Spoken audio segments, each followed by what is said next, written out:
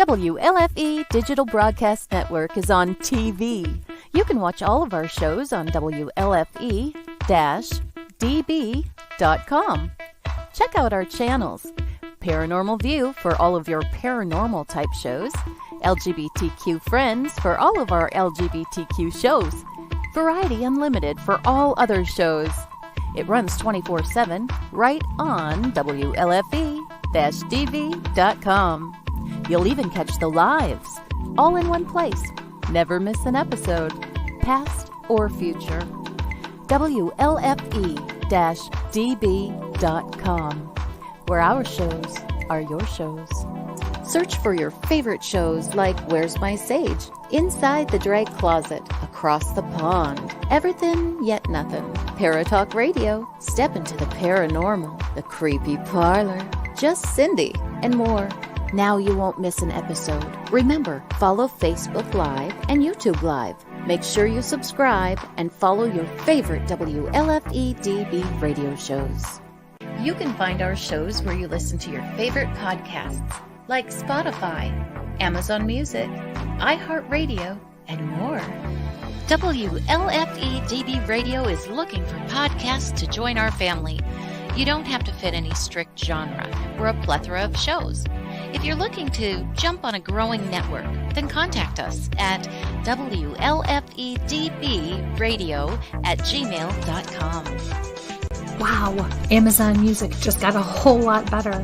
Your favorite shows from WLFE-DB Radio can now be found there. Yes, we are on Amazon Music, found under podcasts. Download the app, find podcasts, and search all of your favorite shows. Shows like Where's My Sage, Across the Pond, Everything Yet Nothing, Skeptical Help Bar, The Creepy Parlor, Just Cindy, and much more. Now you don't have to miss an episode ever. Amazon Music is WLFE-DB Radiofied.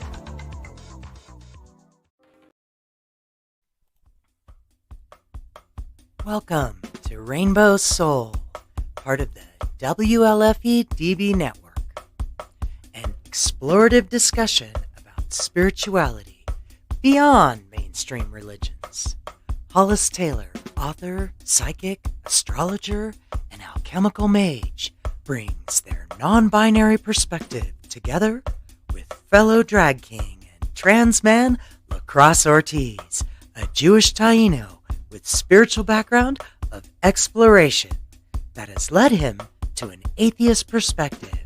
Join these guys as they explore deep and difficult topics, all related to spirituality, offering a queer perspective and exploration of interesting topics and engaging guests to help explore conversations for the Rainbow Soul.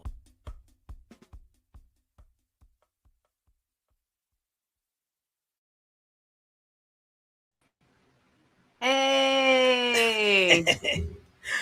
Hi, everybody. Welcome. It's so good to see you, LeKross. Oh, same. It feels like it's been forever. Happy Pride! I know, right? Isn't this great? Hence, beautiful trans. my trans flag. I have a t-shirt on today, Big They Energy. There you go. Which is also a gaming shirt, if you happen to be a gamer. I do play on Bipolar Dragons, which is also on the WLFE that's right. TV Yes. network. I have But to get my on that. my character is totally they, and as a non-binary person, so celebrating the non-binary existence. Exactly. And so it's great to be here. I always have rainbows; they never go away. It feels the same way here. My daughter just had a birthday. Well, I had 3 birthdays right in a row. One of them, but she was like, I want rainbow everything. And I'm like, yes, whatever you want, rainbow. That's me. She just turned 10. Rainbow That's everything. Okay. Yeah. I'm like the 10-year-old. I like rainbow everything. Yeah, it's okay. It's okay. You can have rainbow everything and just be in pride all the time. That's right. Yeah. That's right.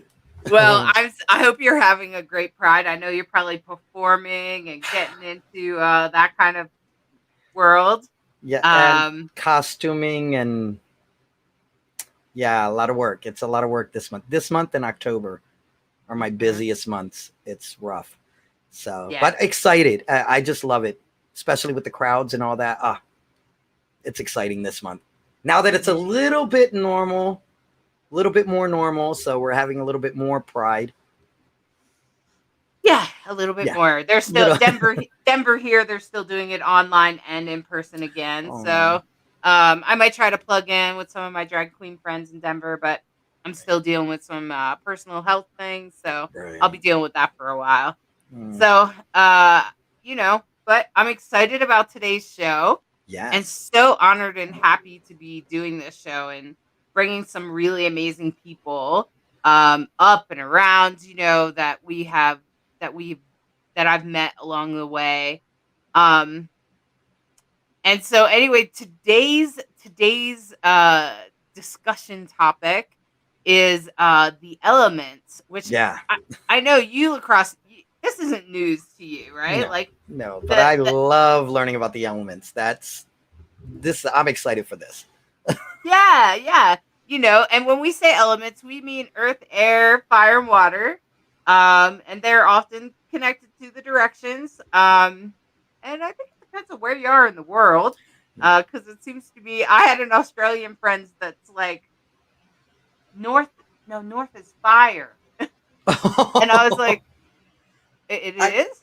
I guess it depends. I never thought about that. I guess it really depends on where you are on the planet. Because to us, north would, no. And it might also, I don't know. That's why I got this expert on it, because I'm like, I don't know it. When she said that to me, I was like, what? And I was like, wait a minute, what is west? And she was like, air. And I was like, what? Wow. And so and that's just because, I don't know, maybe because she's in Australia, which is literally down under, Right. But it's just like the holidays, the holidays like midsummer and when it's, Christmas or Yule up here, it's midsummer down there. And so, it's kind of like that. It depends on where you are on the planet. And I think it also depends on where you come from, like what your culture is. I'm sure you have some perspectives on it, LeKross. Because we would definitely, like when we do our ceremonies, it's so funny because we face south, because our people are south from here, where here they would actually face more north. So, but it's a little different, because like the Taino are from, they went down to the South Americas, came through Great Antilles into the Caribbean. So we always face south, because that's where our people are. But I think it's depends on where your people are from, where, or how they got there, or how they migrated, or whatever. So it's just, it's weird. Mm-hmm. Right. So we always start our call the four directions in the south. Wow. Okay. Interesting. So you just start in the south, but they're still the same ones, right? North is earth, west is water. Okay. Interesting. All right. And as we get going, I wanted to reach out to the audience. If you have a dream that you want LeKross, to interpret it for you, just write it out in the chat and post it as a comment, and he'll interpret it after the break, halfway through the show. So, and I'll do a tarot reading for everybody listening at the end of the show. Just so you know what we're going to be doing today. Anyway, for now, I want to say that today we have a very interesting person that I personally have. I've had an interesting dance with this person, because I actually am from Delaware and have had a little bit before I transitioned to a non-binary person. I used to present as a very feminine person. So this person actually knew me then, but probably didn't realize it when they met me as a non-binary person. Right. But we've had that discussion. But because they're from my home state, which is Delaware. Right. Where? Oh, well, Biden put it on the map, right? Delaware. There you go. It's a beautiful place, and they're part of a circle there. So I want to introduce Ivo Dominguez. I'll bring Ivo out. Welcome. Ivo. Hey, happy to Welcome. be here. I'm so glad you're here. I feel like you you and I have done this weird thing, but Right? totally cool. I still always feel like you're a brother in the community. Yep. So Yep. that feels good to me. And and everybody's saying hi. Bright Hawk is saying, "Hey Evo, it's good to see It's been a you." long time. I think last time was in Yeah, Louisiana. yeah, I think so, which was several years ago. Right. When we were all at a similar festival.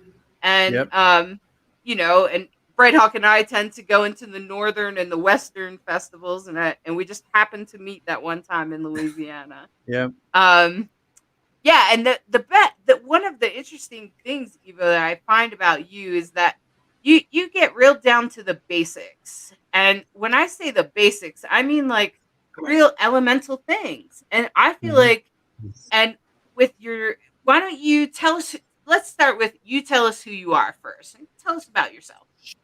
Sure. I mean, all right. So, very condensed, spiritual, magical. This is me history. Born in Cuba, came to the States, raised Catholic. It didn't stick. Explored many paths. Eventually ended up choosing Wicca as my primary path, though I am interested in everything. And also have a long history of involvement in the queer community in Delaware, and was involved with many of the organizations in Delaware as well. Actually, I was the founding person for Gay and Lesbian Alliance of Delaware, which no longer exists. I was on the first board of directors for Camp Rehoboth, and I think LeKross was just in the Rehoboth Beach area. And I was Delaware's first executive director for its AIDS service organization. So I have my fingers in all the things. Now, when it comes to magic or witchcraft or the elements, my whole deal is everything is broad, expansive, deep, and includes everybody. And my big task, and I hope a whole lot of people claim this as their task as well, is looking at the old information, seeing how it applies today, and trying to show how broad and deep things are in language that is understandable. Because very often, it doesn't matter which tradition, a lot of religious, spiritual, metaphysical stuff is intentionally difficult to understand.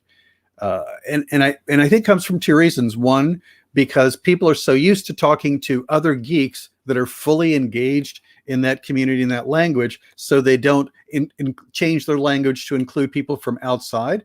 And also people who maybe decide to make it as complicated as possible to prop up their ego. Both things are potentially true. But I mean, the elements are something that in one form or another show up in pretty much every culture and pretty much every time, but they're not one and the same. I mean, a lot of people use a system of 4 elements. There's the Chinese 5 elements, which are completely different. The Norse, you could say, have 3 elements if you wish, but the idea of the elements is we have to have as humans a language to describe the forms, the essences, the energies that are the building blocks of the universe. And everything else, and since it applies to more than one of y'all's interests, I'm going to say that the elements are sovereign in themselves, and that the culture assigns them a variety of things, which is not necessarily inherent to them. So when people start arguing about which color represents which element, which direction represents which element, which ritual object or tool is the one that's proper to use an element, I'm going to say that, different languages have different names for different objects, and the objects remain themselves regardless of what we call them. But I think the elements are really important and often glossed over because they're quick and easy and immediate to be able to get access to use them. But that means, hey, I know how to do this. I don't need to learn anymore. No. Anyway, I talk too fast. No, you're fine. You're great. I totally appreciate that. I think the elements was one of the first things I was attracted to in Wicca. Yeah. It was one of the first things that I was like, oh, that's nice for us to honor all the parts of the earth, and that really called for me. And this was back when I lived in Delaware and I was still presenting as a woman. I was a mother, a young mother. And I just was like, oh, this is beautiful. And I went to the store we were just talking about, Bell Book and Candle, and was happy to like find things to put on my altar to represent those elements to help me connect to them. So I was really actually, and I was like probably like 21. That's like over 20 years ago. Showing my age a little there. A while ago. It's a good while ago. Yeah. And, you know, and I was like, wow, you know, and I also found that the elements were an easy way to plug kids into magic because I led a Spiral Scouts circle. Spiral Scouts, just to plug in so people don't know, so they know what I'm talking about. Spiral Scouts is a Wiccan or pagan or many denominations, all religions coexist scouting program for kids that was started by the Church of Tabernacle, I think it's called. But I can put a link to the thing in the group in the comments. But Spiral Scouts is a great group if you're looking for something that doesn't focus on religion. But anyway, so I found it was using the elements was a great way to fold kids into magic. It was real easy for them to get because it was just earth, air, fire, and water. And they knew what all those things were. Right. Yeah. LeKross, I know you have your own experience of the elements, right? Yeah, we do. I'm a terrible medicine person. I really don't know where they are right now, the elements, but like just me growing up like in the astronomy and astrology and all that, and knowing like me myself, I'm a Libra and the air sign, and just actually seeing people's personality come through with their signs, you know, like, or their element that represents their sign. I always thought that was so fascinating to me because like I'm an air sign, but I'm not gonna lie, I'm like, boom, oh, over here, boom, wind goes over there, boom, you know, but there's something to that. And then here, my wife, she's an earth sign and she's so solid in her foundation. So it's like, I look at it as not just elements like for magic, I look at it as personality traits that we carry from the time that we're born.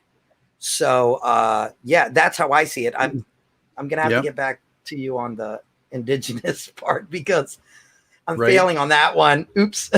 Sorry, cacique. I'm sorry to my chief. You know?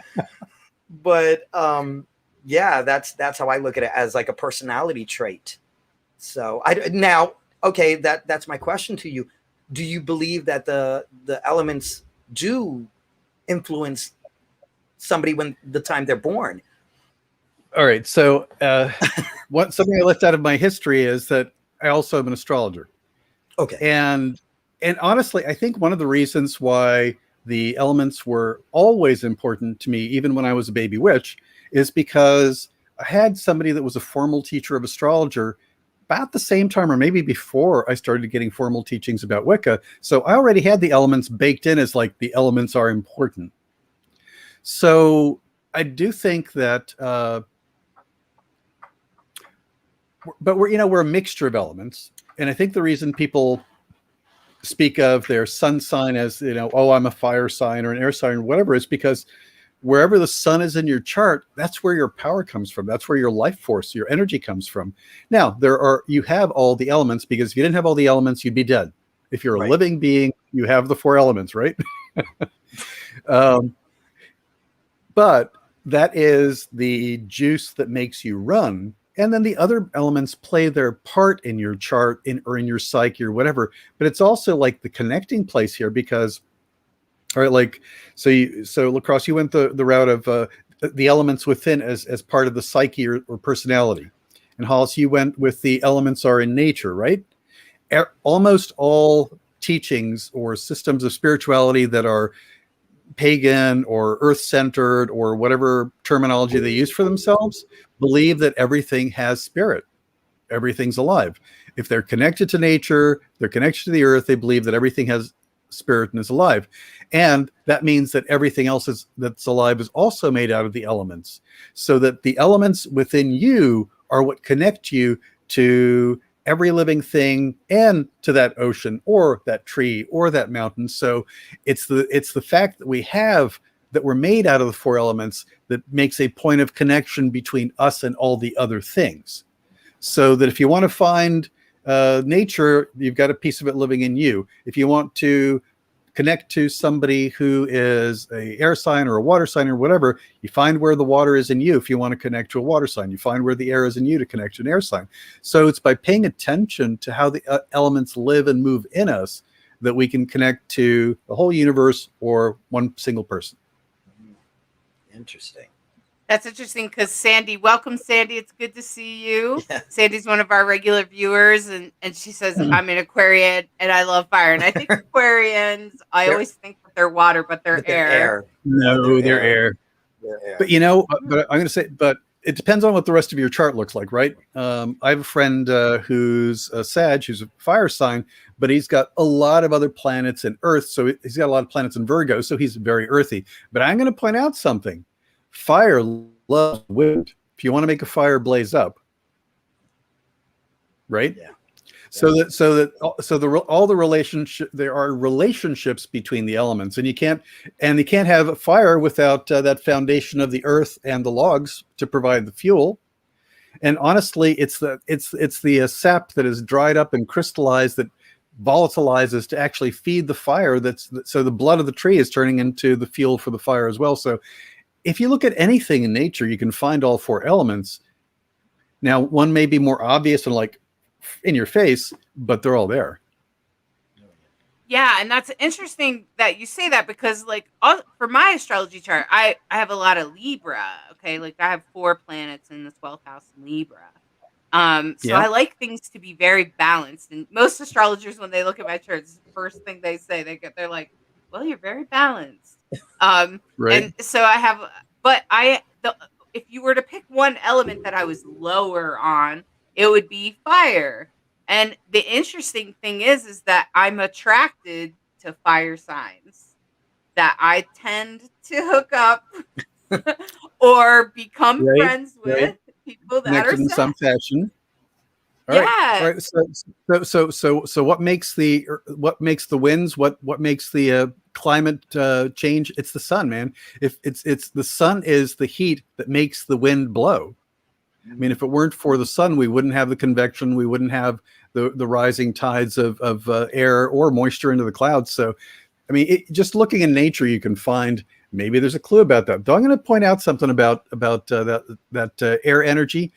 It doesn't matter which of the 3 flavors of air that you find in the zodiac. Here's the thing: air is about going from point A to point B. Air likes to flow, air likes to move, and air carries things, whether it's fragrance or pollen or dust particles, so that air carries point to point. Air is the agent, if you will. Air is always the messenger, if you will. Air carries the sound waves that we're listening to. So whatever kind of air sign you are, air likes to make that journey and carry a piece of information back and forth between places. Interesting. That's deep. That's deep. Mm-hmm. I actually made a joke one time. A couple of friends of mine, we were at a fire pit and the fire was going. It was raining. And I'm like, no, I'm an air sign. This fire will not go out. And I literally blew that fire for like about an hour and a half and it didn't go out. But it's like, you know, I know that's kind of cheesy, but you know, to me, I blew it. I blew it, and the fire didn't go out. It's because I was just like, no, this is not happening. This must happen. We need the fire pit because we need the fire. I don't know why we needed it, but I get that. That's very deep. I really love that.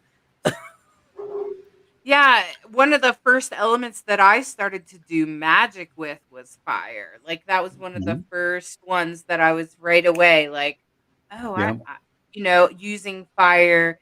Terry Owens here is saying that I once gifted the opportunity to do a year-long series of elemental pact workings. It was amazing to meditate on, study, and celebrate, and then meet meet each of the elements.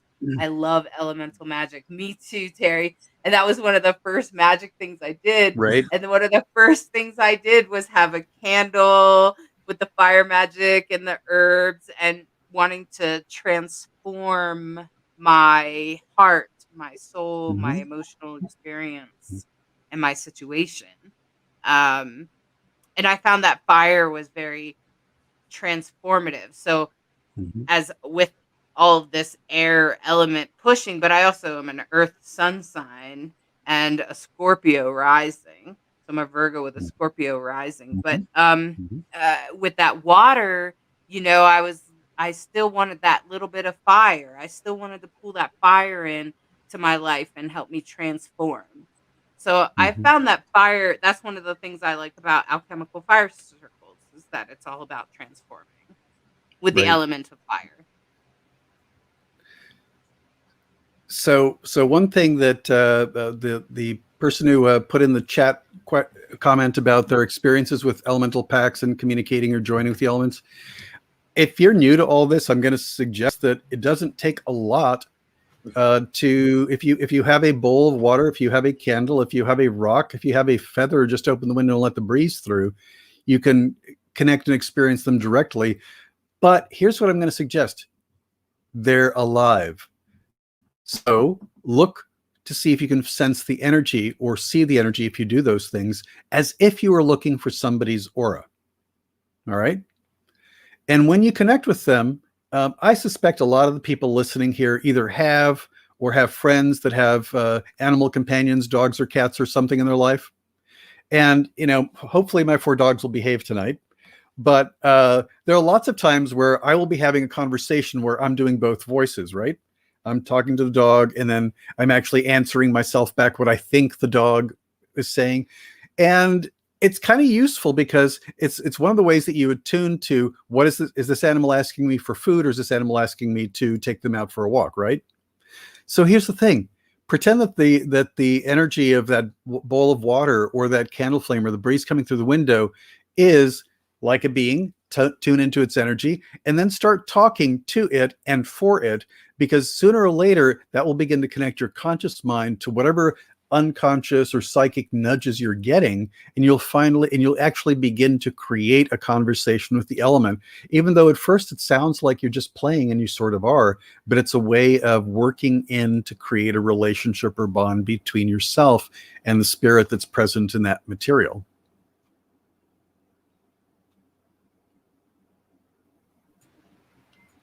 Oh, that's definitely, I never thought about it. I talk to my dog all the time. It works. It does. Yeah, no, it does. And I'm like, okay, what do you want? What do you need? Come on. Right.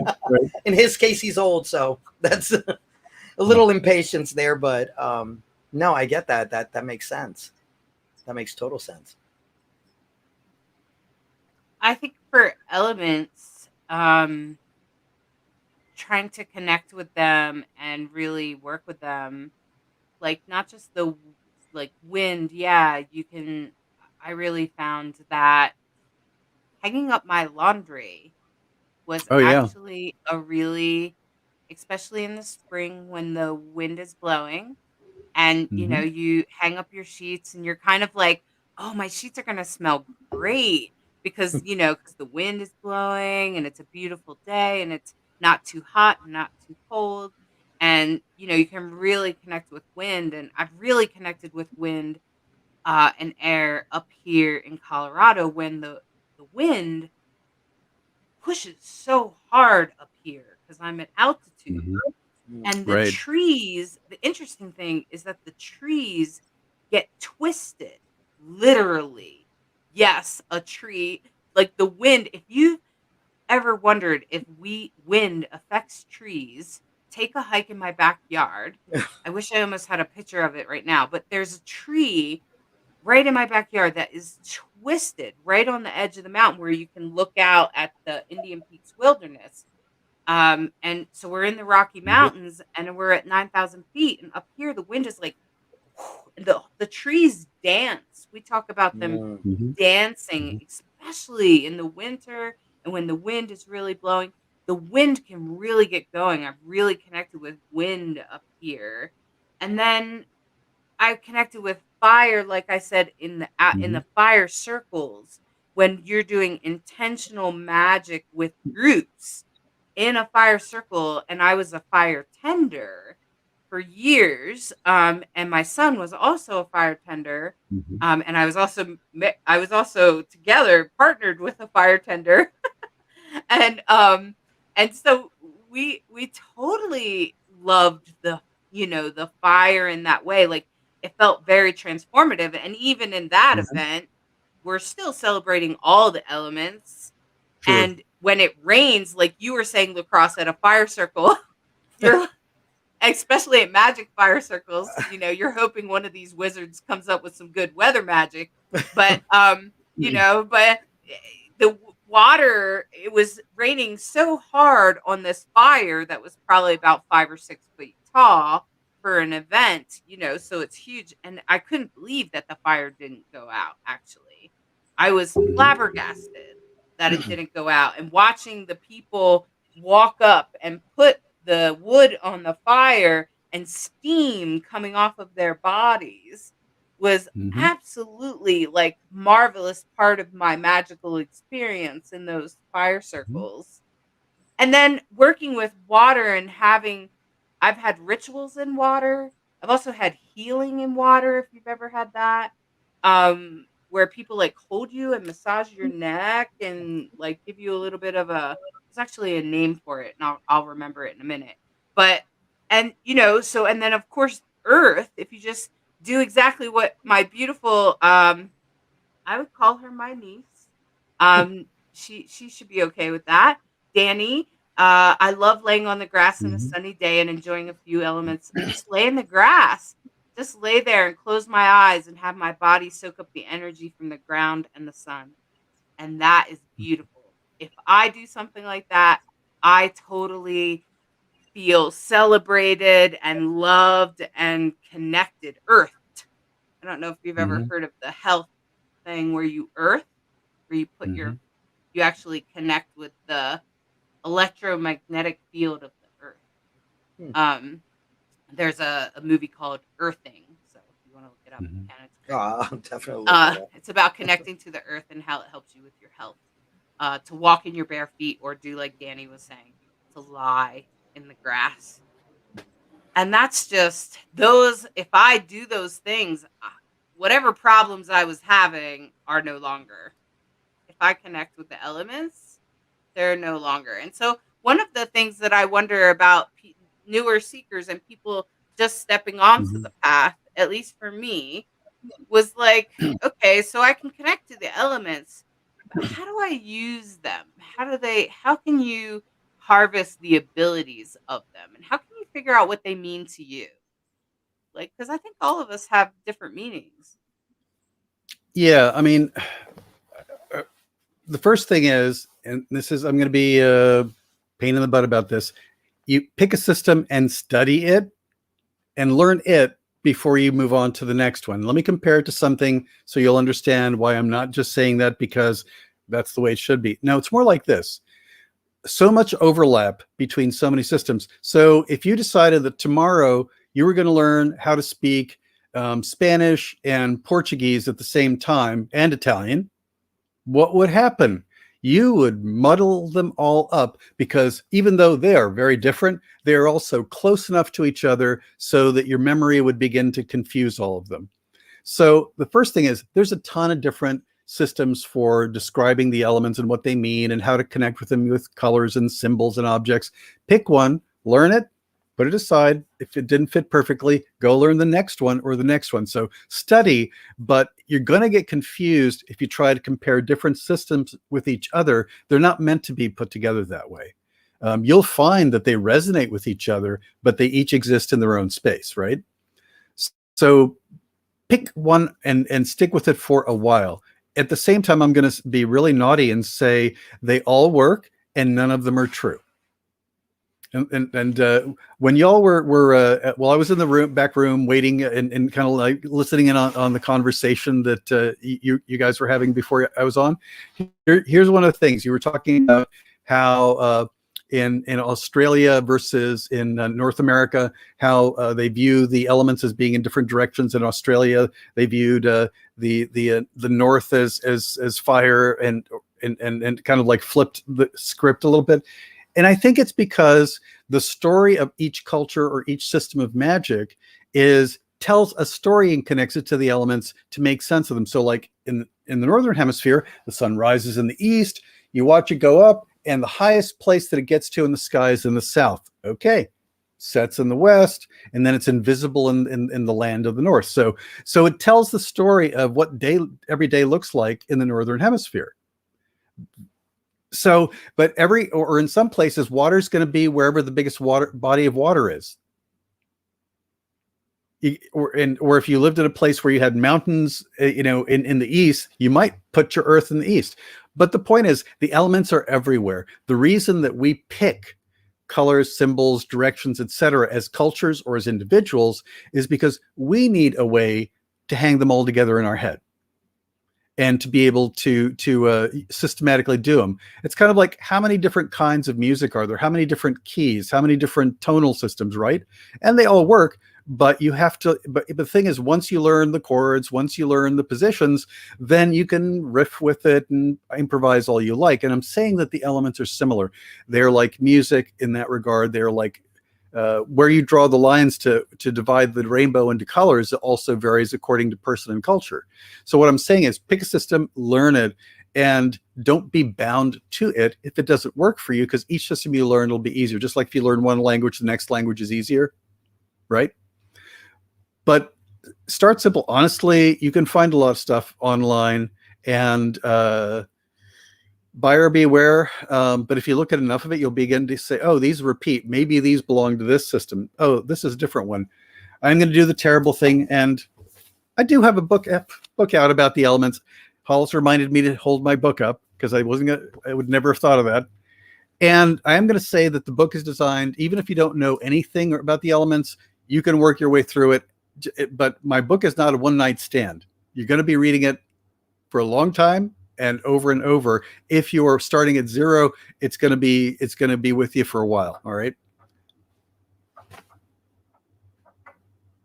I was about to say, I was like, Ivo, your book, because I know I was going to forget.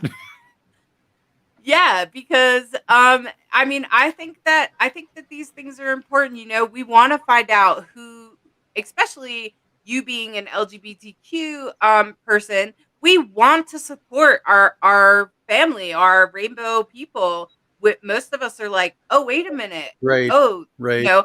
And not just that, we want to explore. And I think for me, 20 some years ago when I started on this path, it was such a secret. No. It was like, I'm a witch. It was like a whisper. You didn't tell people. And now it's like, who's not? And maybe that's just my perspective of the world, because my resonance has changed. But nowadays, people are really looking, and I think that's why we, write these books, and there's so many independent authors now, and it's great to meet the author and to really hear what that author has to say. And I personally think that you have great wisdom about these things, and that you break it down, especially really great for people that are just starting on the path, or really, get down to the basic and then dive deep. Like start basic, but then dive deep. And that's the part that's really special. And so I wanted to say that even just in our show, just right now, Qabala is saying, it just occurred to me, I'm living in a vortex of elements. I have a river and a bridge of flowers across the street from me. When the wind blows, I smell the flowers in the water as well as feel the beautiful breeze. Also, my windows face east, so finding a balance with the fire of the sun is a challenge I welcome. And that's beautiful, just having that awakening just now, just by watching our show. Gorgeous. Yeah, and that's fantastic. That's beautiful. And I think that the elements play such a huge role in our life every single day. Every single day, we're drinking water, we're using fire to cook, you're breathing air, and I don't know how many of us are conscious of our breath each day. And you live on the earth, and hopefully you touch a plant or something throughout the day. Maybe you eat vegetables, maybe you garden, whatever it is. Hopefully you at least touch a tree. And those experiences, like for me today, I went to the market, and to pick up vegetables in my hand, I feel like I'm holding earth in my hand. And when I eat a salad, for instance, raw vegetables, I feel like I'm eating the elements of earth, that I'm ingesting it, that I'm taking it in. And also water when I eat things like celery and lettuce, and even fire when I eat spicier things. So no matter what kind of witch you might be, the elements are there. They're in your everyday life every single day. And I think integrating them into our life is maybe that's part of sort of becoming consciously as a witch, as a pagan or a Wiccan or whatever path you choose. As you become conscious, I hope that you give thanks to them. Just honoring them each day in our life. So, Ivo, do you have any good suggestions for people to help them become conscious of these elements in their life every day, to integrate that into making their life a little deeper? So, aside from looking carefully, honestly, I live out in nature across from a state forest, so I'm really, really fortunate in a bunch of ways. And I take pictures and post them on social media, and people go, "Oh, you live in a garden it's like the Garden of Eden," or whatever, depending upon what their perspective is. And I go, and sometimes those people are on the land with me, and I walk them around, and they're kind of like, "Where is everything?" It's kind of like, "You're not looking." I don't have fancy, organized, patterned gardens, but over here is this beautiful elderberry that's in bloom right now. If you actually go close enough to take a look and sniff it, here on the ground is growing a little piece of blue-eyed grass. If you look down, you'll actually see it. So part of it is beginning to see the world. That's the first part. The second part is, as you see the world and find the elements either singly or in combinations in the world, find it within you. And the biggest and most important one, honestly, is earth. And a lot of times, even though it's one of these paradoxical things, at the same time that being grounded or earthing or whatnot makes you feel solid and present and capable of doing and maintaining, at the same time, so people think, oh, earth must be the element that's not the psychic element. Wrong. When you are plugged into earth, the manifest world, two things happen. One, earth has the power of silence. And what people forget is silence means the power of deep listening. So that when the earth is in you is awake is when you do your best listening, which means you pick up what that tree is trying to tell you. You hear what that person in front of you is actually trying to say. You hear we're going to have rain later today because you can hear it in the clouds. So, but when you break down the division and say, I am made of these and they are made of me. And here's the part where I'm going to throw it in. Everything that's got spirit. Well, I believe that fire itself has a spirit. Water has a spirit. Air has a spirit. Now, you can go huge and there's, the celestial fire that is every fire everywhere. Or there may be just the fire that lives in your fire pit for that sacred ceremony, right? And each of them, identity is a kind of a slippery thing. I mean, each of us is really proud and happy that we have our own identity. But at the same time, we know that we are connected to people and things in our life, right? The elements are not as hung up on having to be uniquely themselves, so they play nicer with each other. So when you speak to that fire, it can relay the message to the stars above. Every piece of fire, every piece of water, every piece of air, every piece of earth is connected to every other piece. So if you can speak to that or listen to that, then they can relay your message to the bigger, more expansive version of them. And honestly, you could do that as a fancy ritual, because I like fancy ritual, or you could do it just sitting in your lawn chair in your backyard and simply open up.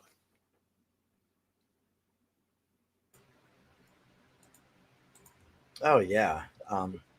Like when I think of the elements, like within myself, I think of these like it is a daily thing. It is with fire. I feel like, you know, it's so strong and it purges and it just removes so much negativity out of my life, and like literally go through the flow with each element.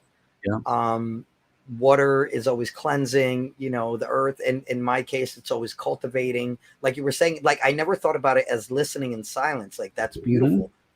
In my mind, I always thought cultivating, growing, constantly growing. What do? We feed the earth and it grows. You know, there are just so many different directions that, like, there is no one or right direction. There's just directions and you just go in whatever direction. I guess that's the air sign of me. Okay, this looks good, I'm going that way. But yeah, to me, I'm like, it's almost endless, the possibilities with how you can use elements. It could be so basic and then so complex. It's almost endless. And that's definitely a challenge for me, that you know, at this point I'm like, wait a minute, I think I want to check this out a little bit more. You know, I think there's a lot of different ways to use the elements, and to connect with the elements. Casey here is an astrologer of ours that I know, and he says, and Vesta in Sagittarius, or the 9th house, your flame ignites a big dream or vision. If you have Vesta in Sagittarius, or the 9th house, you're on a journey. Your light is on the prow of a ship sailing into darkness. Vesta is the keeper of the hearth. She is focused, and she has mental clarity and self-respect. So what I'm just saying is that, like, in astrology, you can use it. In Wicca and witchcraft, like you said, high ritual, Evo, and I've definitely been to those kinds of things. I went to them and was like, hey, they're okay. And that was kind of how I ended up at alchemical things, that I went, oh, now this is vibing with me. Yeah, that's my flavor. Yeah, and I think we all have our flavors. All of us have different flavors and different ways of doing things. And, you know, the alchemical view on the elements is not really that much different than Wicca and witchcraft. So it's pretty much the same. And most of the people, there's lots of overlap. Right. Yeah, there's a lot of overlap. You know, the other thing is that a good knowledge and connection to the elements will make you a better herbalist if you use if you make herbal remedies or magical things with herbs. Because if you look at most books on magical herbalism or even medicinal herbalism, the elements are assigned to the different herbs. And knowing why they're assigned to the herb, and you have to figure out, why is this an herb of fire? Why is this an herb of water? Or why does this remedy or this incense contain this particular, you know, set of ratios of this much fire, this much air, this much water, so that you get a different perspective on what it means when you begin to actually delve deeper into the elements. Then your knowledge of what they mean in herbalism changes. If you work with crystals, some people assign elemental powers to crystals. Well, the more you know about the elements, then the more refined you can be. Though I'm gonna warn everybody right here that you will look at different places and it will say, this is an herb of fire. No, this is an herb of water. And and people will go back and forth. And here's what I'm going to suggest happened. So pretend that you are all these plant spirits hanging out at a cocktail party. All right. And somebody wanders up to you and says, hey, you know, what are you into? And I'm into astrology. And the herb talks to you about astrology. And then somebody else comes up to it and says, you know what? I really love the ocean. Oh yeah, I love the ocean too. So depending upon which healer, shaman, teacher talked to the plant and said, what are you? Depending upon the question they posed, they get different answers. Because I'm going to remind you, just like we were talking earlier, that if you're looking at astrology, how people are made out of all 4 elements in different proportions, I'm not all one thing, neither are you. So that when you look at plants or crystals or animals or anything else, what they were listed as is whoever surveyed them asked. That's kind of like tarot can be like that. It's all about what question you asked. And once again, another place where the elements are baked in with the 4 suits. Exactly. And when I was in Wicca 101, we were challenged to do an altar, and it could be any kind of altar you wanted.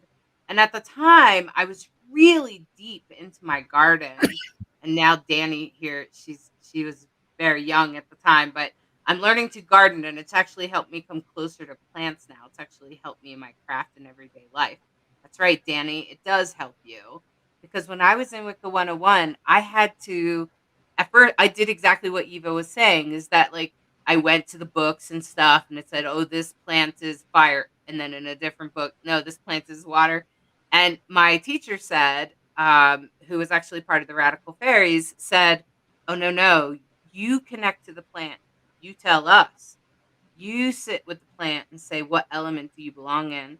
And I found that for me, I was growing mustard greens for my lizard in my garden, and it actually ended up in the fire area. And in books, it was lots of different things. And so I connected with each plant and did all 4 elements. Like I sort of literally made it like this, a board down in the middle and a board across the other side, so that all 4 sides, and they were, aligned with the directions. And doing that altar really helped me connect with the plants, yes, and the garden, also the elements, even though I was working with all plants. So, and I imagine, what if you could do that? Oh, yeah, you could do that with water too, for sure. You could do it with almost anything. Mm-hmm. I was just thinking about water. One of the times that I've seen fire and water come together that was the most magical would have been when I visited Pele in Hawaii, when the volcano is pouring her the magma into the ocean, and that's exactly what I got to witness. And it's just this, it was just constant. It never stopped, all day, all night. The fire and it was red hot. You couldn't even get close to it. The national park wouldn't let you anyway, so you had to watch it from way back.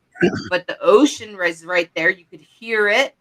There was even at some point a cruise ship went by, and I'm like, oh, they're trying to see the same thing we're all looking at, which is the volcano pouring into the water. And when you realized what was happening in the ocean in those depths in Hawaii, was that it was creating Earth. And of course, the air is important there because, it's moving the ocean, and something happens to magma as it becomes in contact with the air. So I found that to be, I think in almost every, and that was a very magical experience. I had a magical experience there with some magical people, one of them Brighthawk. And I would just say that experience brought in all the elements.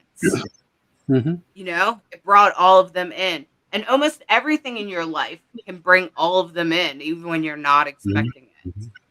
Yeah. I'm gonna come at it from another direction and remind everybody of something.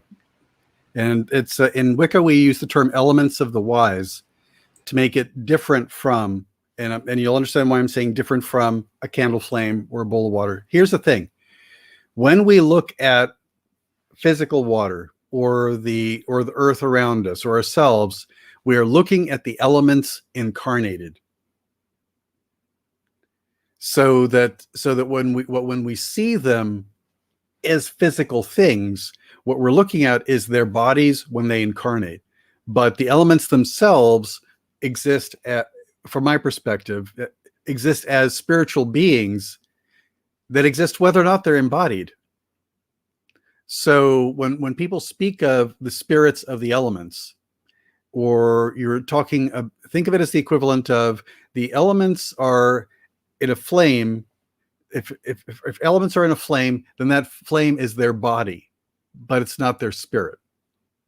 In other words, they're incarnated in them, so that when we work with the elements, we're using their physical forms that they take in the plane of existence that we inhabit. But when we call upon their energies, their powers, or I'm going to say their equivalent of divine beings, because I think the elements have divine beings as well. We are calling upon their spirits and their spiritual ancestors, which might also be their mom and dad in a kind of weird way, to be present for particular work. So what I'm just going to suggest is, don't become idolaters. Don't confuse the physical object and think that it's the whole thing.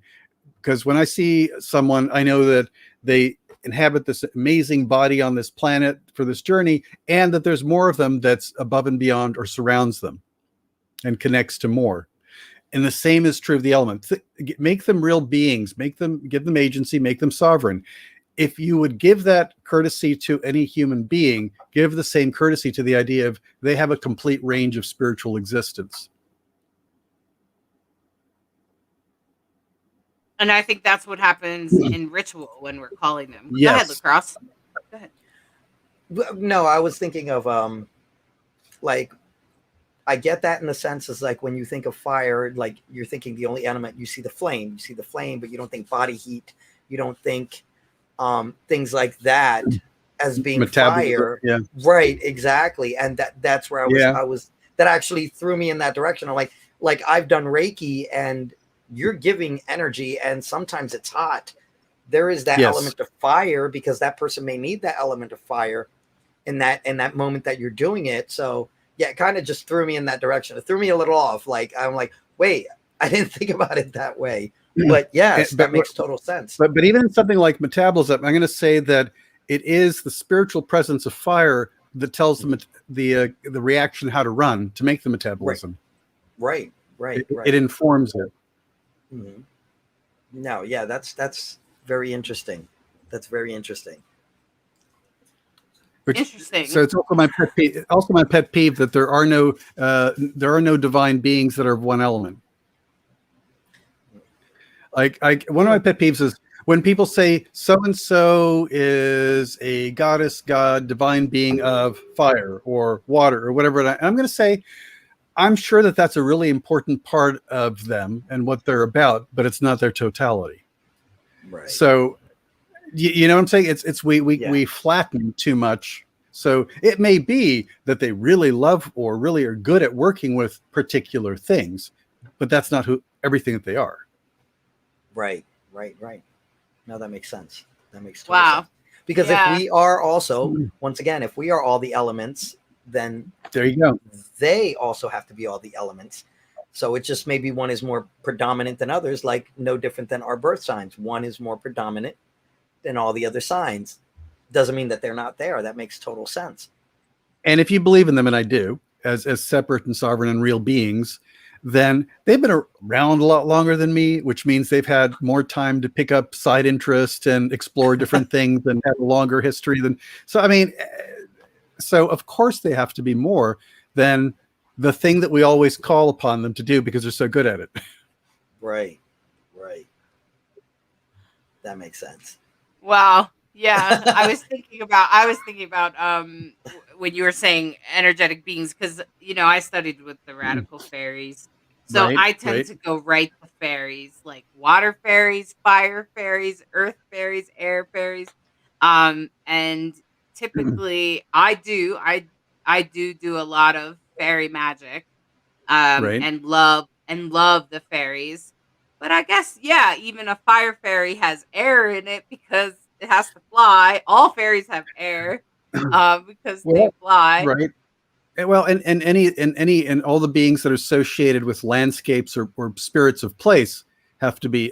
They may have a predominant one, but there have to be a mixture of things if they're a spirit of place. Like even like like the spirit Pele, the goddess of fire, is more than that. That's interesting. You mentioned that because like even in the indigenous, like with our people, the Taino. We have Yokahu, which is the sun, fire. We have Atabe, which is the earth mother, that is earth. We have Guacar, who is the water. And then we actually have Maroya, which is the moon, which is technically our air. So it is like they represent all these different things. So it's like almost in everything you're almost unable to. They all have to be there. They all have to be in some type of coexistence. Right.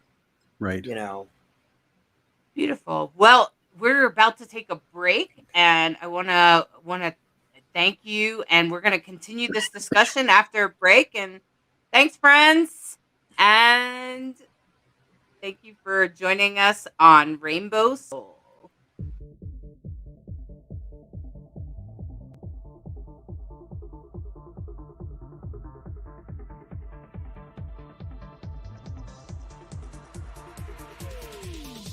WLFE-DB Radio has LGBTQ shows like Across the Pond, Rainbow Soul, Everything Yet Nothing, and Inside the Drag Closet.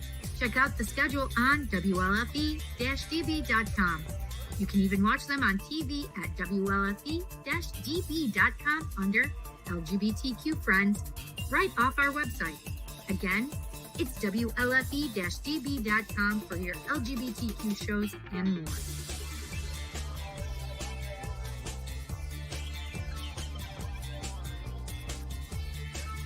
WLFE-DB.com, where talk radio is a whole lot better. Our shows are your shows, and that there makes for a great talk radio.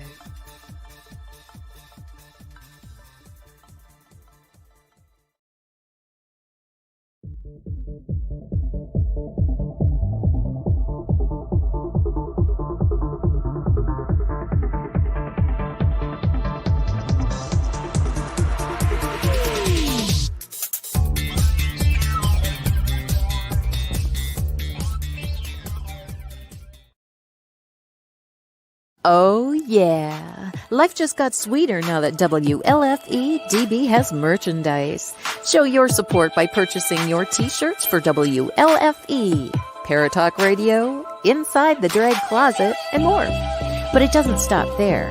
T-shirts, coffee mugs, tanks, buttons, cloth bags, and more. Go to WLFE-DB.com. On the top bar, click on the merchandise tab and bam! There you go. You got merch. Support the shows. WLFE-DB.com. WLFE Digital Broadcast Network is on TV. You can watch all of our shows on WLFE-DB.com. Check out our channels. Paranormal View for all of your paranormal type shows. LGBTQ Friends for all of our LGBTQ shows. Variety Unlimited for all other shows. It runs 24/7 right on WLFE-DB.com. You'll even catch the lives, all in one place. Never miss an episode, past or future. WLFE-DB.com, where our shows are your shows. Search for your favorite shows like Where's My Sage, Inside the Drag Closet, Across the Pond, Everything Yet Nothing, Paratalk Radio, Step into the Paranormal, The Creepy Parlor, Just Cindy, and more. Now you won't miss an episode. Remember, follow Facebook Live and YouTube Live. Make sure you subscribe and follow your favorite WLFE-DB radio shows. You can find our shows where you listen to your favorite podcasts, like Spotify, Amazon Music, iHeartRadio, and more. WLFE-DB Radio is looking for podcasts to join our family. You don't have to fit any strict genre. We're a plethora of shows. If you're looking to jump on a growing network, then contact us at WLFEDBradio@gmail.com. Wow, Amazon Music just got a whole lot better. Your favorite shows from WLFE-DB Radio can now be found there. Yes, we are on Amazon Music, found under podcasts. Download the app, find podcasts, and search all of your favorite shows. Shows like Where's My Sage, Across the Pond, Everything Yet Nothing, Skeptical Help Bar, The Creepy Parlor, Just Cindy, and much more. Now you don't have to miss an episode ever. Amazon Music is WLFE-DB Radiofied.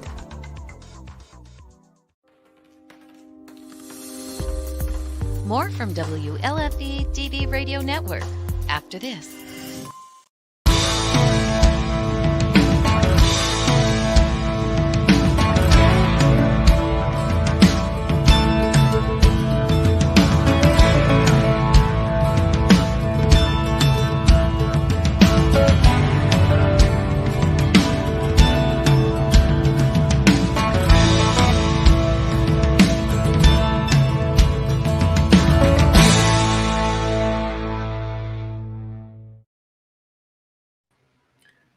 We're back.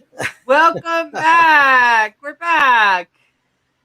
Oh wow. Well, I asked for a dream but maybe it's meant to be, LeKross, because I had this crazy dream. Oh no. And when I told Bright Hawk about it, she was like, I wonder what LeKross would say about that. Let me get my handy dandy notebook. Oh my god, it's actually quite simple. And it was such a weird dream though that I actually did Google it, and I'll tell you what they told me. But right. Well, bear with me if I can't interpret it. I'm not a genius. I don't know, but just listen. It was the weirdest thing because in my dream, I go into a public bathroom. Okay, like I don't know what I'm doing. I just go into a public bathroom, and everything is covered in shit. I'm totally serious, and I was like. Now, of course, being the Virgo that I am, I'm like, and I'm also a nurse. So, this isn't completely out of my realm, but it was a little overdone. I was a little like, what happened in here? Right? Like, I was a little like, come on, you guys. Like, it's so gross to do this. Everything was covered. Like the toilet seats, everything. And so there was 2 toilets and there was no doors or anything. So I just I went over and closed one toilet seat because it didn't actually stink in my dream. Okay, nothing. Well, nothing that's stunk. a plus. That's exactly what I looked up. Nothing they said. Okay, so now I'll tell you in a second. And so I closed the one toilet seat and did my business, but right. Don't touch anything. and then I go over to the sink and it's covered, and I'm like, what the fuck is wrong with you people? And I'm like, just get out of here. Right. So I just left and decided I'd wash my hands elsewhere. Okay. And I felt really kind of ooh. Now, because that morning I was a little like, are you serious? Like, what is wrong with, right? And I was like, why did I dream of shit everywhere? And so I Googled it. And if you Google it, it tells you that means you are about to receive a huge blessing. Wow. And especially if you didn't smell it. And I'm totally serious. If you Google it and look at dream interpretation Bibles, they tell you that if it's covered in crap everywhere, that if you encounter any kind of situation where poop is everywhere, that you are about to get a lot of money or win the lottery. They compared it to that. Wow. I've heard birds shitting on your shoulder and that's good luck, but right? But I was like, why am I dreaming of poop? I don't normally dream of poop. But so what do you, and so then I told Bright Hawk and she goes, I wonder what LeKross would think. Well, actually, public bathroom, this is, I think of social, not just social media, but social society in a whole, covered in shit. This is what I get, in all honesty, what I got from it is you see society for what it really is. I take it for what it's worth. You see it covered in shit. You have 2 options here, One you're not even going with, but the other one you're taking caution. You're taking big caution, which hence the the squatting. You're like, no, I gotta, no, nothing is touching me. And then to the point that it's like washing your hands of that society. You're not even gonna do it there. You're not even gonna tolerate it. You're not even gonna enjoy it. You're just like, you know what? I just don't have time for this. And I'll wash my hands somewhere else because really, you're not even worthy for me to wash my hands in your sink. This is how bad and low this has gotten. Because literally the whole time I'm like, oh no. I can't even go to the bathroom and it have a little pee in it. And I'm like, no, I'm not using this now. I don't have time for this. But as a nurse, my nurse's perspective was kind of like, do I need to go get a hose and squirt this place down? Because But that makes sense. That makes sense, though. That's who you are. You're a nurturer. And the first thing is like, maybe if I just hose this all down, maybe it'll make it better. You know, they all need a bath. They all need a bath. They're dirty. But no, literally, that's what I got from it. It's just you dealing with society in a way of like, you know, no, I'm not even going to entertain this. It sucks. I'm going to handle my business, do my business, and I'm going to move on. You know, I don't know how true that is, if that's a place in your life right now that you're just not dealing with people or society in a way and saying, you know, I'm just living my life. I have no time for this nonsense.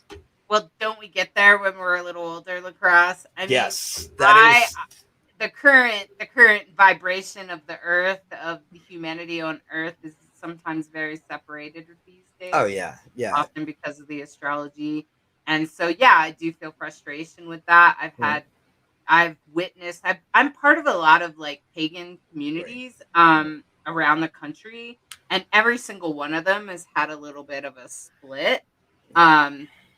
Some people are like, I told you, I have a friend like out in the desert who's like, I don't want to see anybody or talk to anybody, and I don't want a vaccine, and I don't want to, you know, and she's just kind of out in the desert, kind of hiding. There's some people that are very separated from the community. And I personally am like, oh, can't we just love everybody? Right. What? Just stop. It's so stupid. This is dumb. Why are we arguing over this? Like, especially like people arguing over the Trumpster, you know? Right. I genuinely believe that we're in a split, just not just as a nation, but just as the world. It's in a big split right now. You know, where people are getting very intolerant of the nonsense, of the foolishness, you know. And yeah, the grateful thing is age does have a lot to do with it, because you learn to pick your battles, and you learn to sit there and say, okay, I'm going to fight for this, but no, I'm going to pass that torch to someone else. Somebody else can take that battle. And I think that the world is in a big split. There is so much going on. Ever since now we're coming back from COVID, people are like, do you do this? Don't you do this? Do you wear a mask? Don't wear a mask? Do I get vaccinated? Don't get vaccinated? There's so much controversy right now.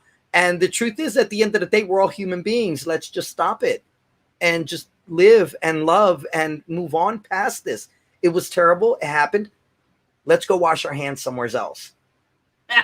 And that's definitely me, man. I'm like, oh, y'all, man, you guys can just fight this out. Wait. Little hand sanitizer. I'm good. Yeah, I'm good. You know, and I, for me, I have 4 planets in Libra. Avoiding conflict is the best way I can be. Yeah. And I was like, you know, for me, the split. Yeah. It is just like, it's temporary. And I'm like, it's just temporary. You know, the astrology will come back around. We have to figure out how to come back together. And one magical person I know said, well, maybe we're supposed to be split right now. And I was like, that doesn't vibe for me. Right. And maybe it is supposed to be that way right now, but for me personally, I don't want to end friendships over politics or belief systems or whether you got a vaccine or not. Right. Because I'm like, just because I disagree with you doesn't mean I hate you. Right. And I don't know why that energy comes up, but it definitely does. And, you know, so I just try to let people have that experience if that's what they need to do. And definitely I feel strongly about certain things. It's not like I haven't picked a side, because I definitely have, you know. Right. I stand with Black Lives Matter. Right. I stand with people of color. I stand with the indigenous people of the world. I wear a mask. I got vaccinated, you know. I believe in social distancing. Even though I'm vaccinated, I still wore a mask to the farmer's market today. And not everybody was, but it helps me feel better. It helps and it's you doing your part. And like in my opinion, it's honoring and respecting other people, whatever their decision is. That's what it boils down to, honoring and respecting other human beings. So once again, I don't want their shit. wash my hands elsewhere. Oh my gosh. I'm going to take this now, and this is going to be my quote for the month. I'm not taking your shit. Oh, there you go. I'm not taking no shit, and I'm washing my hands elsewhere. Oh my God. Bright Hawk epic. Said Google's definition put a little over the top, and then you'll see unicorns farting glitter. Now, unicorns. Well, we are in Pride Month. It could happen. It could happen. That's my vibe. But that's a Libra. We're like, oh, glitter might happen. I don't know. Oh my gosh. Yeah, what a weird dream. It was I'm gonna say it's in my top 10 of weird dreams. It was definitely, and it was not very long. It was not very intense. And I woke up like, ew, I don't even know if I want to tell you what I just dreamed, Bright Hawk. Like, are you gonna, like, ew. Like, I don't even know. No, that's great. Yeah, but that was great.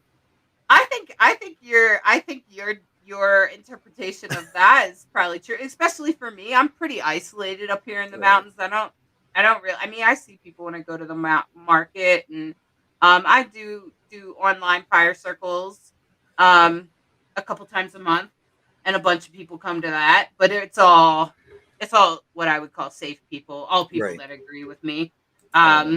You know, so I don't really. There is a split in the community, of course, even in the alchemical fire circle community. Oh my God! But there's a split in every community, but those people just don't come, so it's not an issue. So I don't really have to deal with people in that. Right. No, yeah, totally.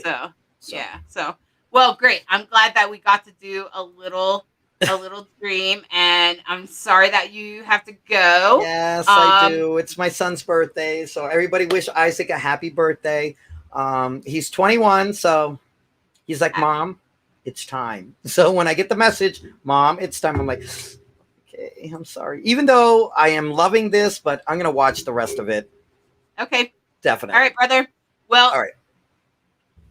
Give your kids a hug and a kiss for me, and tell them I said happy birthday. Thank you. All right. Bye. I'm going to bring Ivo back out. Hi, Ivo. Welcome back. Oh, boy. And so what a crazy dream I had, huh? But, yeah.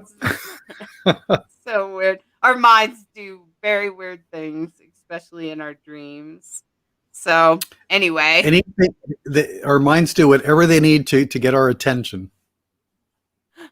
Yeah, it was an interesting one for sure. Yeah.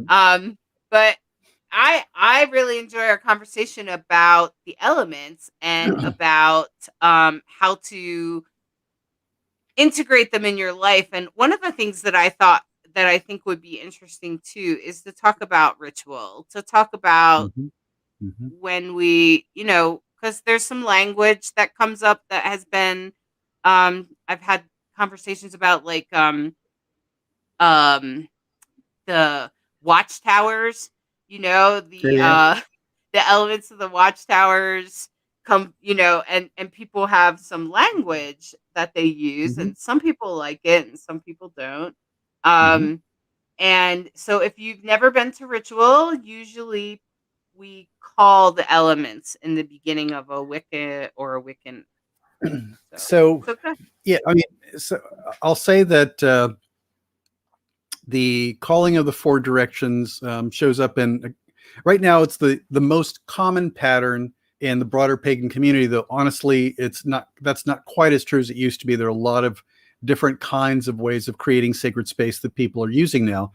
And honestly, Wicca got the calling of the four directions in the style that it uses from ceremonial magic groups.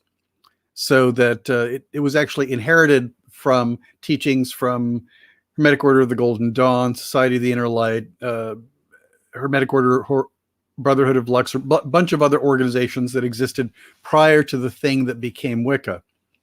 And the language varies dramatically from group to group, which colors, which names for the spirits they call upon, etc. But I guess it's important to understand why they're doing it. And then it'll make more sense when you hear whatever it is that you first encounter, or when you go to a new event where they do things differently. And I will say that it's kind of weird, because I've run into people that have read it in a book or been to only events in one place. And then when they go somewhere else, they go, something bad might happen. They're doing it wrong, which is not true. There are ways to do bad ritual. Don't get me wrong. But changing up the symbology does not make it bad or dangerous. But here's what I think is happening. We live in a universe that's sacred and full of the divine, of spirit, and of energy all the time. But when the process of creating sacred space by calling upon the 4 elements in particular directions, I mean, the pattern I use is east air, south fire, west water, north earth, which a lot of people do, but it's not the only way, and it's not the only right way. But the process of doing it, here's what's happening. As you are calling upon those powers, one, you're inviting them to show up and be present and help. It also is waking up the elements that live within you. It's also recreating how the universe came to be. You're basically collecting all the ingredients that made the universe. So you're creating that as above, so below connection. You're creating a microcosm of that big macrocosm, a little scale model of the universe, by calling upon the 4 directions, and maybe the above and below in the middle, or maybe spirit in the middle, depending upon the system. But all the systems of calling upon the directions, on the elements and the directions, are really about recreating the game plan for how your universe is built. And what happens then in that enclosed space is affecting your whole universe, and hopefully having an impact and connection to the universe above. So calling upon the 4 directions is not just about enlisting the power of the elements and waking them up inside yourself. You're basically turning the entire land that you stand on into an altar top, and you're placing the energies and the names and the powers of the elements there, and you're standing on that little altar, because you've now made this little scale model of the whole universe out of the way that your teachings go. And for me, what makes it right is it makes sense. It adds up to whatever your idea of wholeness is. And that's why there's so many different ways of creating sacred space, because it's all about recreating wholeness. And you know what? The thing about some people go, well, aren't you creating a boundary to keep bad things out? You know, there are rituals where you are doing healing work where it's important to keep a clean field, basically like a sterile room in a hospital. So there are times when you're creating a boundary, but a lot of times the boundary, I like to compare it to this. When you call upon the 4 directions to create sacred space, you're creating a band shell. You're creating better acoustics for the energy so that you'll focus the work that you're doing in a better way. And does it put up a barrier? Sure. In the same way that I'll close the door sometimes to make sure that the dogs aren't going to come in and knock over all the candles with their tails. Or if you're outside, I have done ritual outside sometimes where I've had to meditate in a screen house because the mosquitoes were so bad that I wouldn't be able to concentrate. So the point is, you're also creating a little bit of a buffer to improve the energy acoustics and keep out distraction.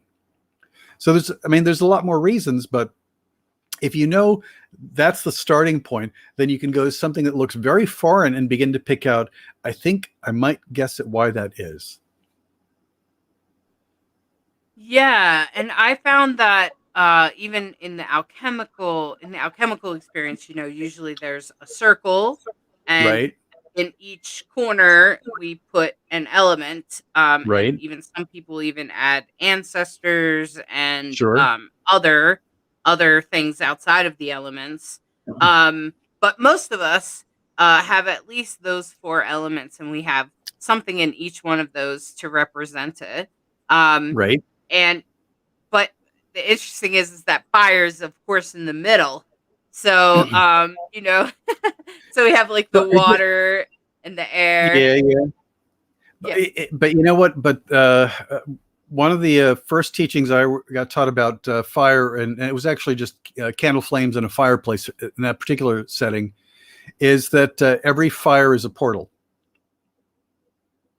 Every fire is a doorway. And if you look at the bottom of a candle flame, or if you look at the bottom of the flames in a fireplace, or even a bonfire, it is a world within it. So that the teaching that was given was that fire was the firstborn of the elements. So, okay. Which, whether you go with Big Bang or the lighting of the sun or the stars or whatever, it's kind of like it was the first one to be born. Now, that doesn't mean better. It just means birth order. But it remembers the beginning. It remembers the beginning. So sometimes when you're scrying in fire or using it as the focal point, because sure, fire can be used for purification, but it can also be used for a lot of other things, including being a portal through which you pass or through which things enter. I'm not sure exactly. Now, Sandy is asking a question. I'm not sure exactly what you mean. Is that the same as a pentacle? I'm not sure if she's talking about the alchemical fire circle, but we can talk about what a pentacle is. We can talk about a little bit both. So people have probably seen the pentacle, 5-pointed star made without lifting the pen. And oftentimes people assign the 4 elements plus spirit to the 5 points. And it's also represented as the human form with the head and the 2 legs and the 2 arms. And so the pentacle is a sacred symbol that has lots and lots of layers of meaning on it.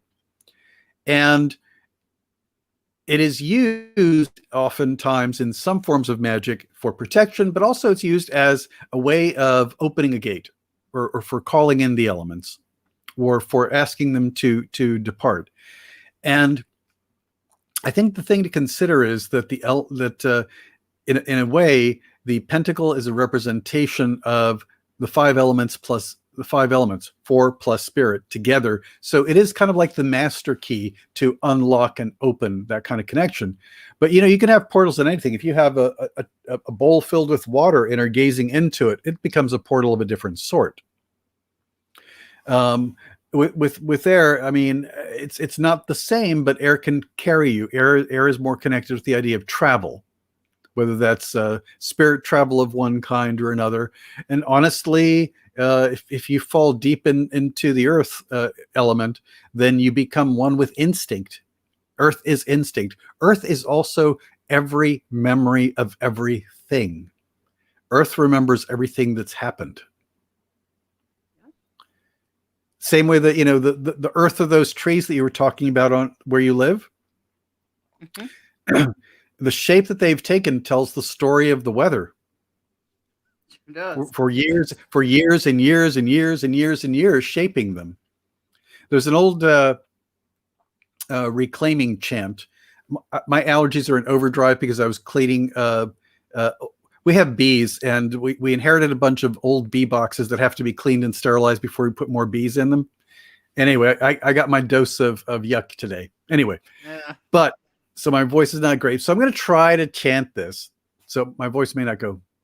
Anyway, so old reclaiming chant from the olden days was, air moves us, fire transforms us, water shapes us, earth heals us. And the balance of the wheel goes round and round, and the balance of the wheel goes round. And the pentacle is all the elements, and then the spirit part is actually the turning wheel, the cycle of life and change and birth and death and rebirth again. So that's why it's a powerful key to open. But each of the elements contains a way into spirit. But it plays differently. It does it according to its style of being. I found that the pentacle is kind of a sacred symbol. Yes. And it's interesting because, it gets mixed up sometimes with the pentagram, which is the pentacle upside down. And because it is, and people are like, "Are you wearing a pentagram?" And I used to wear a pentacle, and I'd be like, "No, that's a pentacle." Notice the way that it's held, because if you turn it upside down, it's a pentagram. Well, and once again, life is going to get muddled because depending upon who you are and where you are, you're going to use different words to describe what's a pentacle, what's a pentagram, and in ceremonial magic, there are a bunch of amulets that are round and have all manner of things scribed on them that do not even have 5-pointed stars on them, but they're called pentacles. So, and that's just for a particular category of amulet. It's a pentacle. So language can get messy, but here's what I'm going to say. When somebody has approached me about something like that, I'll say, well, so that it's, are you saying that that this makes you afraid? Do you think it means Satanism? What is it that you think that this symbol means? And what I like to point out is that there is no up or down out in the universe. And up and down is a matter of perspective. And even if it's pointing down, you can't assume anything about what it means. And by the way, I know lots of very decent Satanists and a lot of not so decent people of other faiths. But what I'll say is that all that means is point up means that spirit is the direction we're headed in. Point down just means that we're going down into manifestation. And it's only... Well, and if you and I actually make a distinction in the book between spirit, ether, and quintessence, which are words that a lot of people use for the fifth element as if it's the same thing. And the way that the language I use is that when it's the 4 elements rising, coming together to become one, it's ether. When it's the element, when it's spirit, it's that which is descending and individuating and splitting to become the 4 elements. And quintessence is the place where the rising tide and the descending tide meet. And that's that boundary, that liminal space where both of them touch. Because the 5th element is more than just, it's a way of making sense of immanence and transcendence.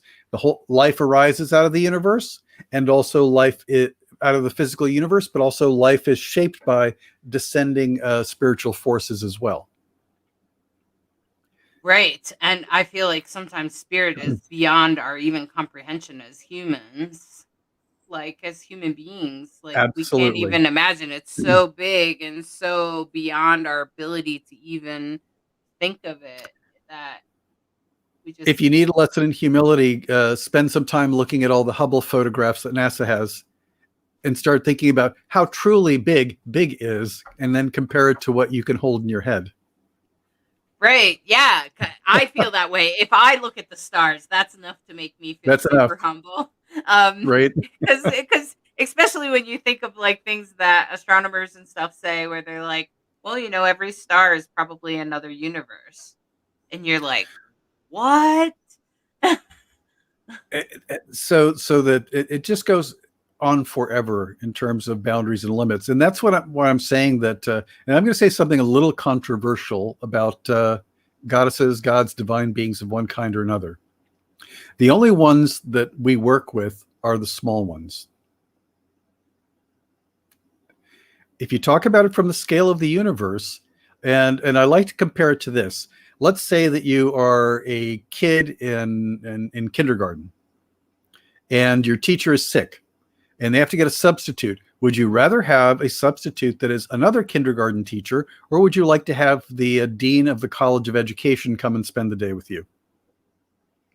You're going to want the teacher as a substitute because they will interact with you and speak with you in a way that is actually at your level, in a way that's useful and good for you. So I think that the gods and goddesses, divine beings, by whatever many names we know them by, are the ones that are small enough to effectively work with us, and that it is human arrogance to believe that any of us actually connects with ever the totality of the thing that is so big that Hubble can't capture it in one image, right? So, and I don't think that's a bad thing. I think it's good that we have teachers and helpers that are of the right scale to work with us. Yes. And gods and goddesses for me and other divine beings, because gods and goddesses limits us, it genders them. Right. That for non-binary people like me, it's like, okay, so what about me? I appreciated that about the radical fairies, that we would honor beings outside of the binary as Yep. well. I'm okay with honoring the divine feminine and the divine masculine, but include everything. Yes, exactly. And divine, that's why I wrote the book Divine Androgyny, because I was trying to say that there's something divine in being androgynous as well. Yes. Like in the alchemical, that's what this image is. It's a rebus, and we honor the sacred masculine and feminine coming together, and that honoring of those two energies being as one, and that's androgyny. And I think that sometimes, when I was younger, Wicca kind of turned me off a little bit because it was very, very god and goddess, and the radical fairies were the only ones at that time talking about androgyny. But there are nowadays, I know that there's plenty of circles that have now gone, oh yeah, sorry about that. And now we start to honor the androgynous expressions as well, because that's part of me thinks that that's kind of like our next evolutionary jump, is to start to maybe move away from so much binary thinking, because that kind of keeps us separated, and instead come into something in the middle. And I think, I don't know for sure, but it's just my opinion that's why we're seeing this in our next generation, and people that are 20 and younger, 30 and younger right now. They're not uncomfortable with androgyny at all. They're in fact aligned with it in a way that you're like, whoa. They're so I feel like they're so enlightened. I'm like, gosh, 25 years ago, it was almost like Wicca and stuff. It was like, it was the secret. And now it's like gender bend is the thing, but it's like we're headed that way. And that feels really good to me, of course, and validating to me. And I can, of course, identify with a god or a goddess or an androgynous being, and especially a being of both for me. But some people are kind of more into the beings of neither, and I think that that's totally awesome. But I think that all of the deities that we talk about, regardless of how what gender they have, are a reflection of humanity. They're a reflection of who we are as human beings. And that's kind of what you were saying, is that like, we kind of need that to kind of come down a little bit from whatever other the totality is. Yeah, because I don't think we can completely comprehend it. And it is a reflection, and it's a reflection of often many elements, like Pele. Pele is a Hawaiian goddess that usually reflects fire and destruction. And not that destruction is always bad. Sometimes we have to get rid of things. That's the way the island gets bigger. Right, exactly. But she's a beautiful goddess, and she has this, her imagery has this beautiful black hair, and it gives us something we can identify with, but also something we can see that's bigger than ourselves, because her flames are creating her hair, right? The volcano itself, the flames are creating the black earth, which ends up being, the lava once it cools down. So, so I personally have always, connected with each divinity, and in that way, like in a way where what part of it can I relate to as a human being? Yeah. One thing in that I touch on in the Elements book, and it's one of those other pet peeves to bring up, and it relates to this topic directly. So many old sources of information give the elements gender, where water and earth are seen as feminine and air and fire are seen as masculine. And I understand why culturally it was easy to label it that way, but it's it is not appropriate because the elements are inherently everything and not limited to human form or animal form or plant form or any other form. So it doesn't make any sense from that perspective. However, I mean, it does make sense to view certain elements as having positive or negative or magnetic or, either push or pull. I mean, there are powers or forces that can be phrased other ways. And in particular, in many systems, they call upon the elemental kings at the circles, as the beings that are in charge of the element is viewed as a king. Now, the language that I've been using for quite a few years, and I put in there, is monarch, because it still implies that they are the summation and the head of that tribe of beings that's fire or water, earth or air, but monarch doesn't imply any particular gender. So there are ways to talk, because people go, well, if I don't use masculine and feminine, then I'll lose one of the tools to describe the elements. And I say, there are many, many other words that more accurately depict what that element does. And I get it. Now, the only time that I would say it's okay, this is in the sense that there is a place for everything, and it's about including the whole broad spectrum. It may be that if you are, let's say that you are, a heterosexual cisgender person. It may be that at your hand fasting, you want to hold a cup of water and you want him to hold a candle, and that's fine. But that's a choice that you're making for a personal ritual. However, if you were to say, everybody, if you're going to be a member of my spiritual company and religious order or coven or lodge or circle or whatever, you have to say that fire is male and water is female. That would be overstretching and actually be a problem. So there's nothing wrong with using it as something that is meaningful and powerful for you if it fits you, but don't presume to know what fits everyone else. And the elements in my book are not gendered.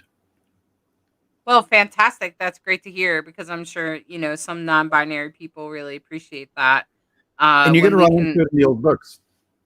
I'm warning you, because if you start studying, you're going to run into stuff that is like that in books. Don't throw the book across the room. Get what is useful out of it and change it in your head until you run into books or writers that say differently. Wow. Yeah. And I think this is Dakini said that they call it the sovereign. And I was perfectly good word. Perfectly good word. That's a great word. I like that word, sovereign. A lot of people have really started using that word, and I really appreciate it. Even for people that where we talk about the maiden mother crone, there's a lot of people that stop their monthly cycles and then they feel sovereign, but they don't feel crone because they're not quite old enough to feel crone, especially now with us living longer. But but it depends on what those words mean. And part of it is also about reclaiming what stuff means. Like, I'm not giving away any secrets because we're not oath bound, but our second degree ritual has a part in it where the person has to answer questions and be challenged by 6 people. And those 6 people represent maiden, mother, and crone, youth, father, and sage. Though I will point out that you don't have to be any particular gender to be any one of those in the ritual. If because you can call forth whatever you need. And in that ritual, in our second degree, the person takes a chalice and a blade and brings everything that's in them together. So it's an inner great rite where it's about uniting everything that is within them, whatever that may be. But I find the crone in me. I find the maiden in me. I find the youth in me, or the father, whatever. But I view them as stages of life and particular styles of action. I think culturally, if we divorce the biology or when you stop, menstruating or not, because maybe you never did, right? But for me, crone is somebody who is a dispenser of wisdom. That's the way I think of it. Well, that could be almost anybody. It is, but here's the difference. If somebody is a crone, they've been around the block a couple of decades, and when people go to the crone for advice, they do so because they've decided that's somebody who actually may know something about this. And I actually view the maiden as the most courageous of the whole bunch. Seriously, I mean, they just jump into the universe and climb trees and yell and do amazing and stupid things. I mean, I honestly view it as. But the thing is, rather than seeding it and saying, y'all keep that, it's contaminated, I'm going to say, no, I'm going to make those mean things that are valuable to me. So rather, for me, in this personal choice, rather than abandoning some of the old words from Wicca, I basically said, what are they really to me? And, I spend lots of times being a parent, even though I don't have kids. I totally understand. I have to, even though I do have a child, plus but I have other people. Right.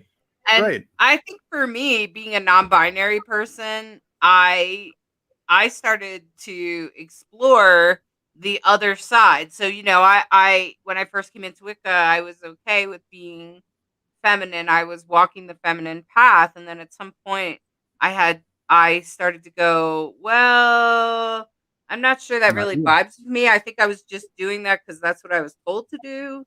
And right. And in Wicca, most people are like, oh, okay, well, maybe you're trans. Most people in Wicca are not close to it. Right. And then as I started to explore the more masculine side with even fatherhood, as I held a baby in my arms and leaned over and held a seahorse. I actually had was at a place in Hawaii where the seahorse wraps their tail around curls you. Around, yeah. You get to hold it. And in that moment, the seahorse looked up at me with this recognition, and that a father can also be holding the baby. And that because that's what seahorses do. The father holds the baby. Right. And right. even, and then for me, it was like, well, wait a minute. I'm kind of both. And so I just am kind of comfortable being both all the time. And at the same time, I have also wondered if that in the future I could develop, or maybe a bunch of us non-binary people could come together and develop something like what Eve is saying, where Eve is saying the youth parent sage model resonates with me. I totally agree with you, Eve. That's beautiful. Well said. I like those words even. And because that's really what they mean in the end, or mostly, So the sage is usually used for the divine masculine, I'm pretty sure. But for non-binary, that feels vibes with me. I mean, I think the future will be better if we have dozens and dozens of different models to choose from, depending upon the people and the players involved. Once again, just like talking about creating sacred space and why and how, for me, the essence of that model is not just that we move through life, because there's the transition from one age setting and one experience of life to another, but also there's the three, but it's the three in one. So at no point in your life do you cease to be all the parts that you have been before and all the parts that you will be in the future. So when you need to bring forth the child comes forth. When you need to bring forth the person on the cane at the end of life that's seen everything. And honestly, the distinction in my mind that I make often is that sometimes the guidance is both stern but kinder from the person who's seen it all, because they've seen it all and been through their own ups and downs. But the point is, it's the part I hope the people don't forget when they're creating their own models is that it's not just about these categories that because rites of passage are also important, right? But it's the idea that you are your entire timeline from start to finish at every moment. And you have access to the powers of every age you have been and every age you will be. Absolutely. And hopefully we all get to make it to crone, or whatever you want to call that final stage. As old as you want to be, and still be enjoying the earth. Right, exactly. I always honor Bright Hawk, who when somebody says something about being old, she's always like, and you're privileged to experience that. Right. Not everybody gets to. Right. So in that, I want to say that I'm about to start our tarot reading. And I want to thank you, Ivo. Thank you so much for coming on to the show and helping us dive deep into the elements and celebrate. I'm so happy. Why don't you just tell us real quick the name of your book? Show us the cover. So I think it's on Amazon. Yeah, you can get it pretty much anywhere where books are sold. 4 Elements of the Wise. And if you have a local bookstore, please support your local store. If not, Amazon, Barnes and Noble, whatever other place you buy books at. Okay. Yeah, exactly. And if you want to order my book, you can order it directly from me. I have prints right there. And I'd be happy to sign one for you and send it right out to you. It's called Divine Androgen, but you can also find it on Kindle and all of that. And or do both. Yeah, or do both. Yep. And my book is a book that you can read more than once. It is intended to help you unfold and become your most authentic self. And in that today, I have these very truly authentic cards. Love is love. And each one of these cards is created by a different LGBTQ artist, which is a completely collaborative deck, which to me is, you look at all those cards, you think of all those LGBTQ people out there. So young people and people that are like, can I possibly live a good life and do what I want to do in life as a cute queer person? Yes, you can. Look at all the people that do. So, as along with Ivo, me, and LeKross, there you go. We got lots of people and examples for you. So I'm so happy to read these cards today. And I want to say that if you hear these words and they resonate with you, please take them to heart and know that they are meant for you. And if you hear these cards and they don't resonate with you, that's okay. Take what you like and leave the rest. It's probably intended for someone else. So, Sandy, I want to let you know, Ivo, that one of our regular viewers here, Sandy, is saying that she thoroughly enjoyed you tonight. So that's fantastic. Thank you. Thanks, Sandy. And I'm going to unfold the cards here. Oh, beautiful. So this first card is a card that now we're going to be related to the past here. And this card is the 2 of Pentacles, which is a beautiful card. You can see that they're standing on love there and infinity, and that this is a very sort of androgynous person with high heels and a boa and beautiful leggings and tossing around those pentacles. And this is about the divine dance that we all do to become ourselves. This is the gifts that you were given. How are you using them, and how are you bringing them to the light? This card is reminding you that every single one of us, even if you feel that you don't have anything to offer the world, you actually do. It's hidden in there somewhere, and you can find it. And that's what this is all about. This is about harvesting our gifts and where they came from and why we have them. And that's what this card is all to remind you all, that you all were born with a gift that you can offer the world. And in fact, this is about coming together with our gifts and collaborating with these 3 beautiful drag queens. The 6 of Pentacles is about collaboration and coming together as a community. And that is celebrating in the right now. So if you're coming together right now with somebody, or you're thinking about it, that's a good idea. And collaborating with others is actually how we grow. When we build relationships, we learn from each other. And that's how we grow. And that's how we become an amazing person like one of these beautiful drag queens, right? And in the future, this card is actually a really special card. This is about love is love. 2 of Cups. This is about the divine connection between 2 people. And also in any connection that you have, not just in romantic relationships, but also in friendships and things like that. This is a celebration, and this is the divine, the universe telling us that when we feel like there's a moment to connect with somebody, that it's a good thing to come emotionally, be vulnerable, show your heart, share your heart with people, because that's really what enriches our life every day. And if you're in a relationship, you know that. If you've ever been in a relationship, even if it ended bad, for a period of time, there was a time that it enriched your life.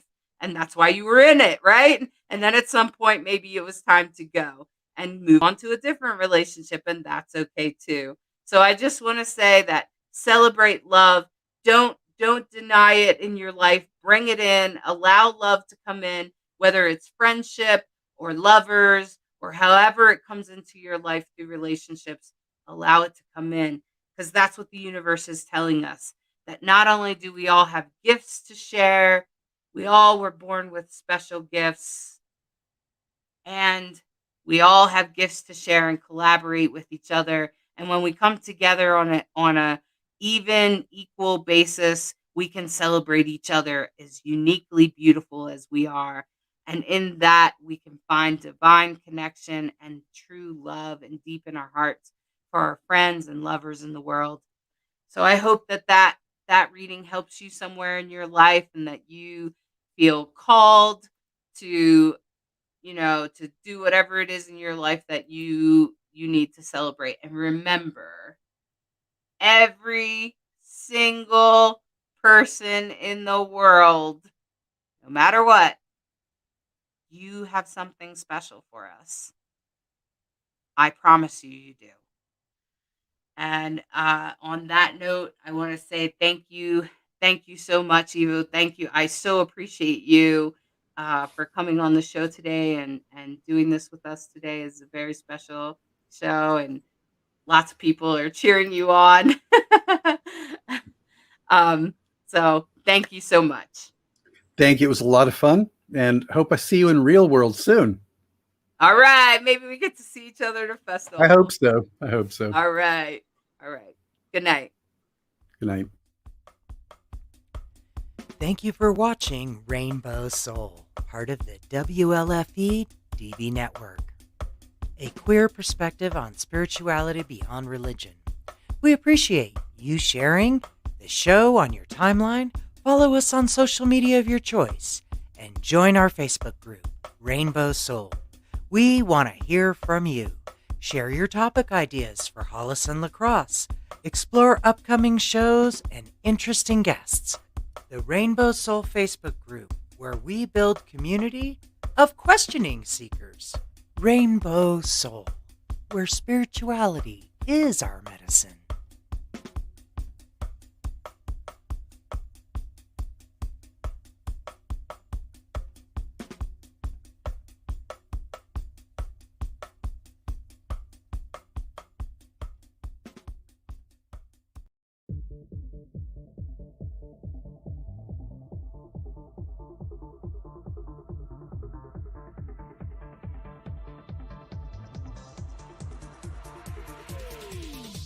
WLFE-DB Radio has LGBTQ shows like Across the Pond, Rainbow Soul, Everything Yet Nothing, and Inside the Drag Closet.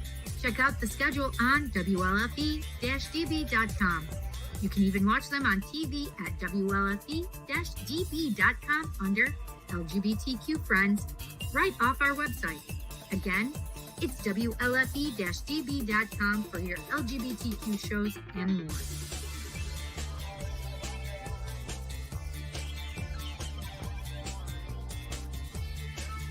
WLFE-DB.com, where talk radio is a whole lot better. Our shows are your shows, and that there makes for a great talk radio.